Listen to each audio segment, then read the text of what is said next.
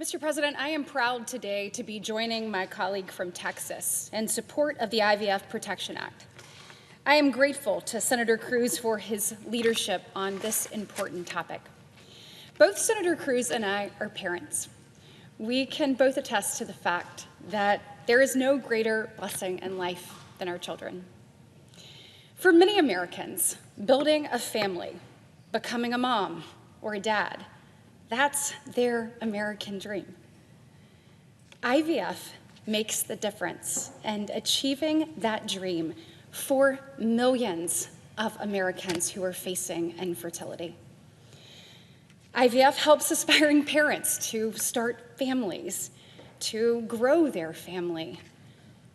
In the U.S., nearly 200 babies are born a day, so nearly 2% of all babies born are because of IVF. This treatment is really a game changer for so many families. That's why I strongly support continued nationwide access to IVF.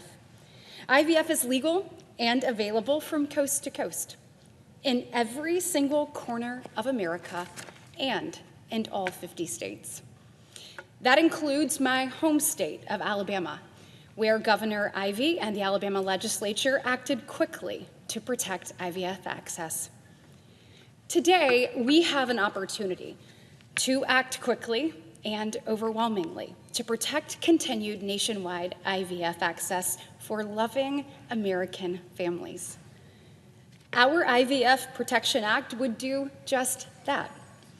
It would give aspiring parents nationwide the certainty and peace of mind that IVF will remain legal and available in every state. Our bill is the only bill that protects IVF access while safeguarding religious liberty. It also could get 60 votes in the United States Senate, and isn't that the point?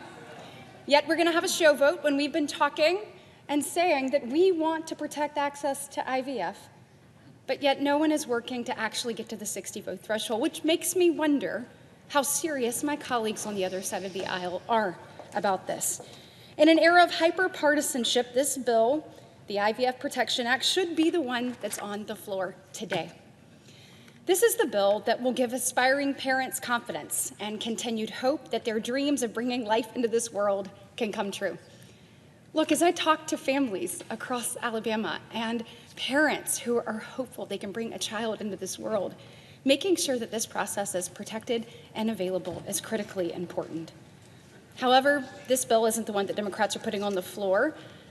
This is not drafted in that way. It's drafted to be a partisan scare tactic, and what we're going to see today. For example, it's not written in a way to narrowly cover IVF. It includes completely separate treatments and technology, even including human cloning. Democrats are choosing to spread misinformation rather than fostering hope. The American people deserve better. The path forward is Senator Cruz and my IVF Protection Act. Again, I want to applaud my colleague from Texas for his unwavering and continued support for nationwide IVF access. While Democrats prioritize scaring families, Republicans will continue to fight for them. I yield the floor. I'm happy to yield to the senator from Alabama. So, it is my understanding, as the two of us came together, 49 Republicans strong, sent a statement saying, we strongly support IVF. Now, if the Democrats were serious about needing to protect IVF, which, by the way, is legal and accessible in every state, then wouldn't they have come to us to figure out a pathway forward? But yet today, instead of taking our bill, and if they feel like it needs to be improved, working to do that, they're choosing to do a show vote just to give themselves something to campaign on. Has anyone approached you about working together to find a pathway forward for IVF? Because I am a strong supporter of IVF.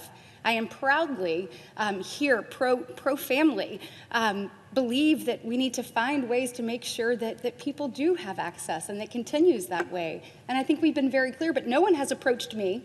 And you have to get to 60. So if you really believe that IVF is in trouble and in jeopardy, then wouldn't we be the first two people you would come talk to? And no one has talked to me, but yet this bill is going on the floor, which means they know they can't get to 60. There's only 51 of them. Maybe they have a few more.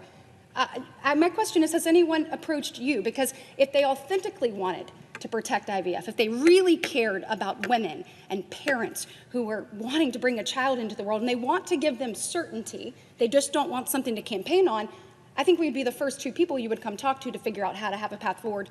No one has spoken to me. It's so disingenuous. This body is supposed to be more than that. Has anyone spoken to you? Thanks, Senator Britt, for that question. No Democrat has spoken to me. I am, like you, unequivocally in support of IVF.